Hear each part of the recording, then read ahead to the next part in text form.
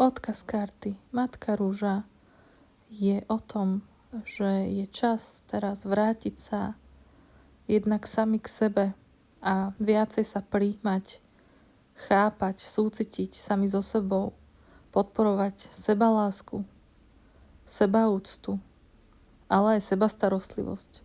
Pretože čím viac sami seba milujeme, čím viac sami sa o seba staráme, sami so sebou súcitíme, tak tým viac dokážeme milovať druhých, dokážeme sa lepšie o nich starať a viac s nimi súcitiť.